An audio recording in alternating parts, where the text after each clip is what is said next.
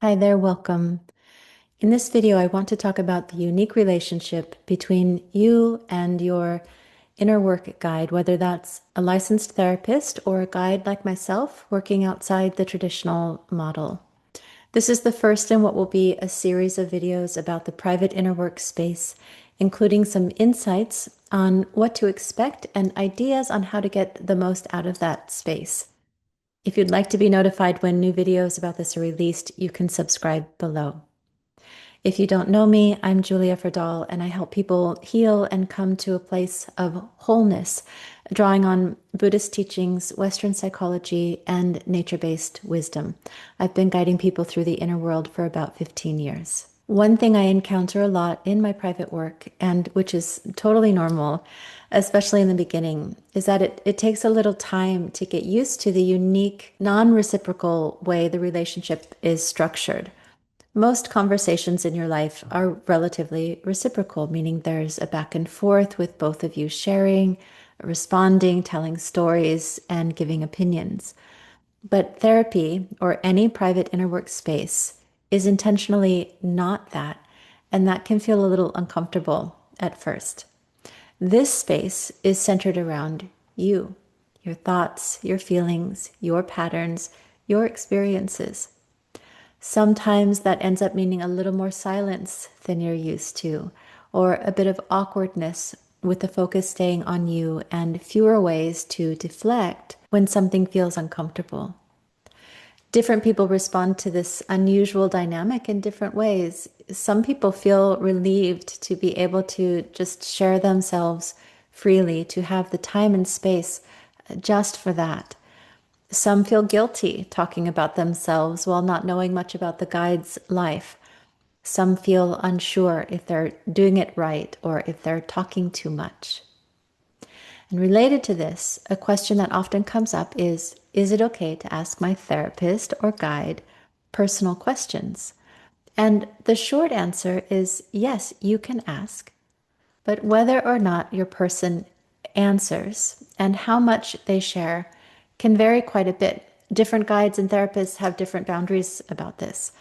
I personally only share something about my own life if I feel it could be helpful. Otherwise, I prefer to be a little bit of a blank slate, not a total blank slate, because you need to have some sense of who you're talking to feel safe. But at the same time, the more a client or a student knows about their guide, the more likely they are to adjust, even in little ways, what they share and how they share it in order to be accepted.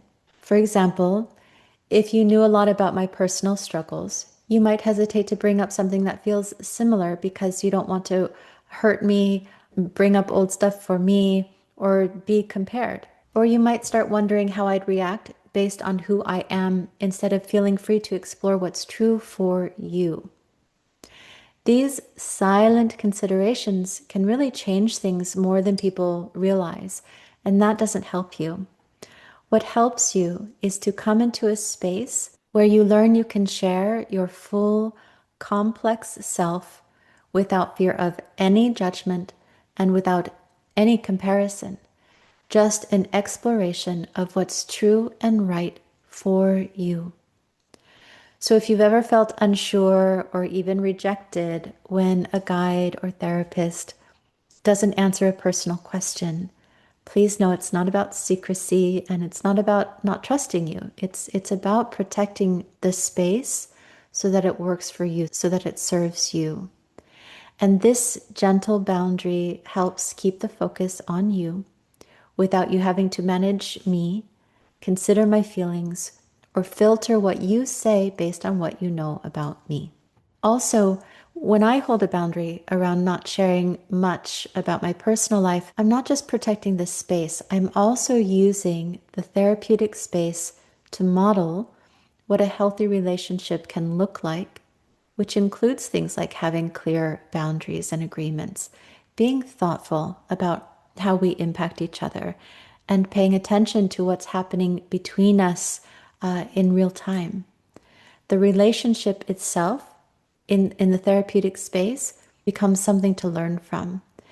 And over time, the healthy boundaries and considerations we hold together can translate into your relationships outside of therapy. Again, this doesn't mean that I or someone else who works in a similar way, it doesn't mean we don't share anything about our lives or our views. There are moments where a small, thoughtful disclosure can be helpful, but it's always done intentionally and really only if we believe it will serve your process and not ours. Now, I would also say that noticing when curiosity about your guide arises can be really valuable. If you find yourself wondering, are they married? Or have they gone through something like this? Or do they like me? Those questions often connect to deeper themes like wanting to feel understood, fearing judgment, looking for reassurance, or trying to figure out if it's safe to open up.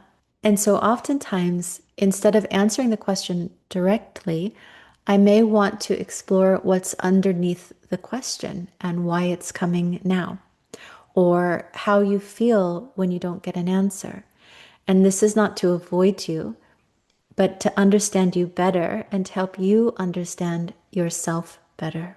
And lastly, just to offer a small glimpse to the other side of the relationship. And this is my experience. Again, not necessarily every guide's experience. But when I'm asked personal questions, it creates a little bit of an internal conflict for me because I'm truly there to be in service to you.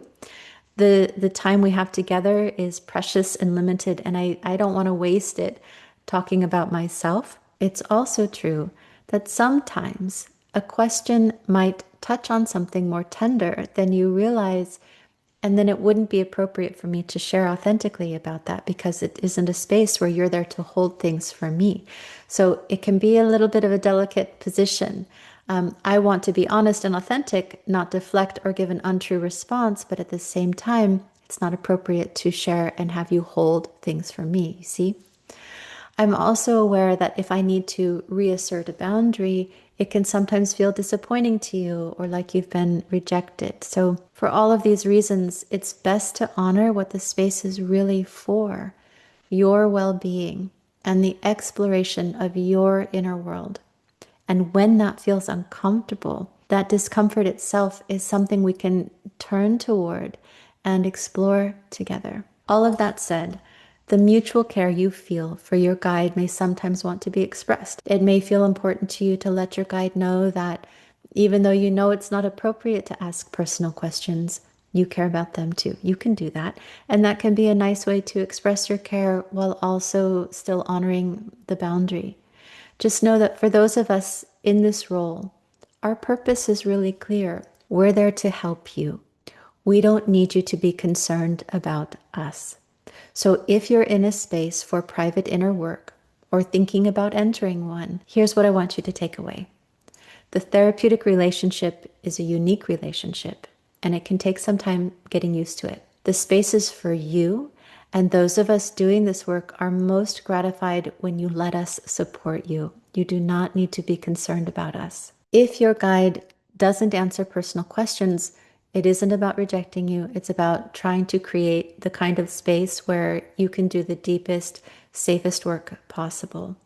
The clarity and mutual respect that we hold in this relationship is itself part of the work, a big part of the work. And if you ever feel confused or unsure about this particular dynamic in the therapeutic setting, that's something you can and should talk about with your person. So I hope that's helpful. And if you've had this experience in inner work where you felt awkward with the relationship structure, confused by it, or relieved by it, you are welcome to share about it in the comments. Let's have that conversation. So thank you for being here. And if you'd like support in your own inner work, you can find more information about the work I do in the video description. And if you'd like to be notified when more of these videos are posted about operating in the therapeutic space, please be sure to subscribe below. Thank you.